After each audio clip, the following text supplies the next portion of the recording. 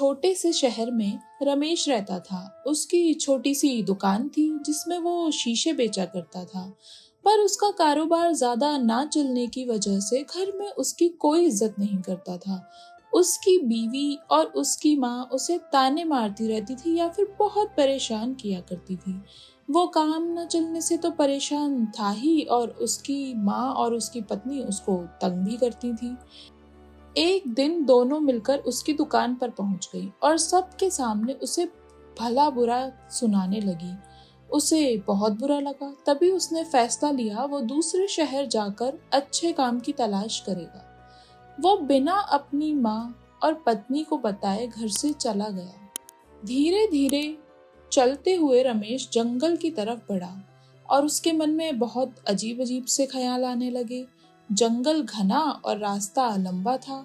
वो घबराते हुए चलने लगा। तभी उसने देखा सामने कोई आदमी आग के चारों तरफ नाच रहा है।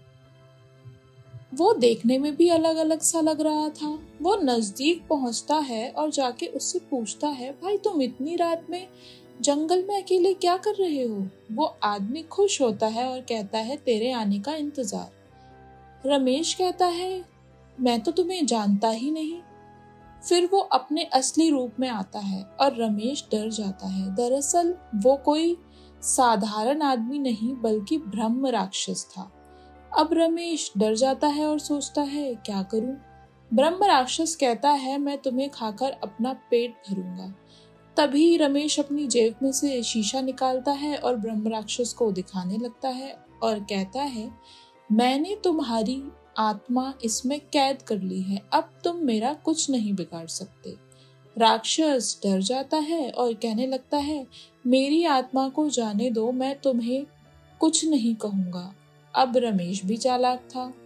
वो भी उससे कहता है, ठीक है, मैं तुम्हें छोड़ दूंगा, पर तुम्हें छोड़ने के लिए मुझे कुछ गरीब लोगों की मदद करनी होगी ताकि मैं इस पाप से बच सकूं।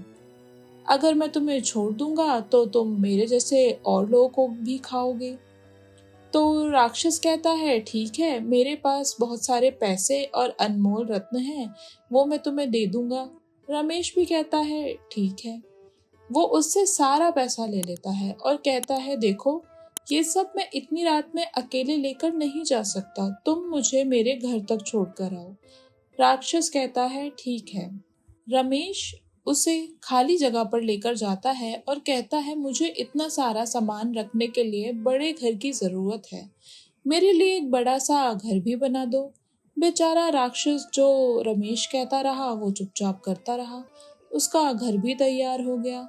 वो राक्षस को कहता है, मैं तुम्हें कुछ दिखाना चाहता हूँ। वो उसे अपनी शीशे की दुकान में ले जाता है और कहता है, देखो मेरे पास कितने सारे राक्षस कैद हैं। तो वो बहुत डर जाता है। कहता है, मुझे अब जाने दो, तुमने जो भी कहा मैंने किया। रमेश कहता है, ठीक है, तुम मेरे लिए एक बड़ी सी दुकान भी बना दो, मैं तुम्हारे साथ इन सब को कैद से आजाद कर दूंगा। राक्षस दुकान बनाने लगता है। कुछ दिन में दुकान भी बनकर तैयार हो जाती है। फिर रमेश बहुत खुश होता है। अब उसके पास पैसों के साथ साथ कारोबार के लिए भी बड़ी जगह है। राक्षस आता है और कहता है, अब मेरी आत्मा को छोड़ दो।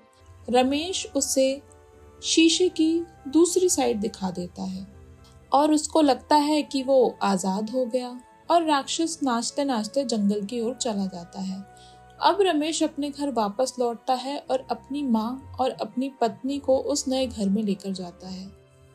वो उस नए घर को देखकर बहुत खुश होती हैं।